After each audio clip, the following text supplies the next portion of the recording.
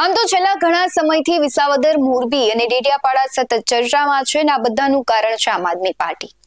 આમ આદમી પાર્ટીના ગોપાલ ઇટાલિયા વિસાવદરમાં સતત ચર્ચાનો વિષય બન્યા, કારણ કે તે ધારાસભ્ય બન્યા ત્યારબાદ એને અનેક મુદ્દાઓને લઈને જે ભ્રષ્ટાચાર થઈ રહ્યો છે તે ખુલ્લું પાડવાનો તેઓ પ્રયત્ન કરી રહ્યા છે. બીજી બાજુ મોરબીમાં છે લાફાકાંડ થયો અને આખરે જે કહેવાય છે ડેડિયાપાડામાં છે ચૈતર વસાવાની ધરપકડ થઈ.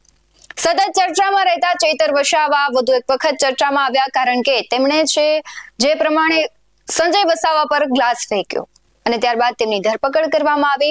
ત્યારબાદ આદિવાસી દિવસની ખૂબ સરસ રીતે ઉજવણી પણ કરવામાં આવી. તેમણે તેમના પત્નીને એક સંદેશો આપ્યો હતો, તેમણે જાહેરમાં તે વાંચ્યો. પરંતુ હવે સવાલ એ છે કે ચૈતર વસાવાની આજે જે સુનાવણી હાઈકોર્ટમાં થવાની છે, ચૈતર વસાવા બહાર આવશે કે પછી તેમને જેલવાસ યથાવત રહેશે? તેના વિશે જ આ વિડીયોમાં આજે વાત કરવી છે. નમસ્કાર, BS9 TV ન્યૂઝમાં આપની સાથે હું ભગવતી વિશાવડિયા. આમ તો આમ આદમી પાર્ટી સતત ચર્ચાઓમાં રહે છે. કોઈ પણ ઘટના હોય, કોઈ ભ્રષ્ટાચાર હોય કે પછી કઈ નવી નીતિ હોય. વિસાવદરમાં ગોપાલ ઇટાલિયાની જીત થઈ, બીજી બાજુ મોરબીમાં લાફાકાંડ સર્જાયો, એક બાજુ કરસન બાપુ ભાદરકાએ રાજીનામું આપ્યું અને ચૈતર વસાવાની ધરપકડ. આદિવાસી દિવસની ખૂબ સારી રીતે ડેડિયાપાડામાં ઉજવણી તો કરવામાં આવી, પરંતુ ચૈતર વસાવાની ગેરહાજરી હતી, કારણ કે તેમની ધરપકડ થઈ હતી ને તે વડોદરા જેલમાં બંધ છે. અરજીઓ કરવામાં આવી તેમ છતાં પણ તેઓ જેલની બહાર ન આવી શક્યા.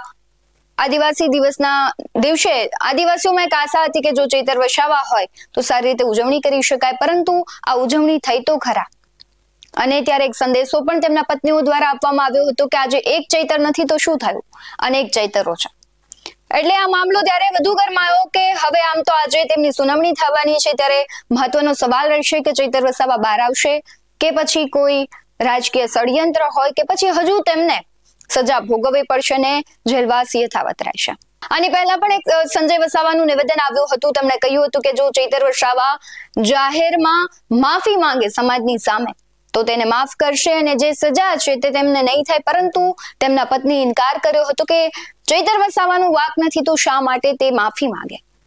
હવે આજે કહેવાય છે કે ખૂબ મહત્વનો નિર્ણય લેવાશે કે હાઈકોર્ટનો શું નિર્ણય હશે, અને સમગ્ર ઘટનામાં રાજકારણ ગરમાયું છે, કારણ કે આ એક રાજકીય ષડયંત્ર છે કે પછી શું છે?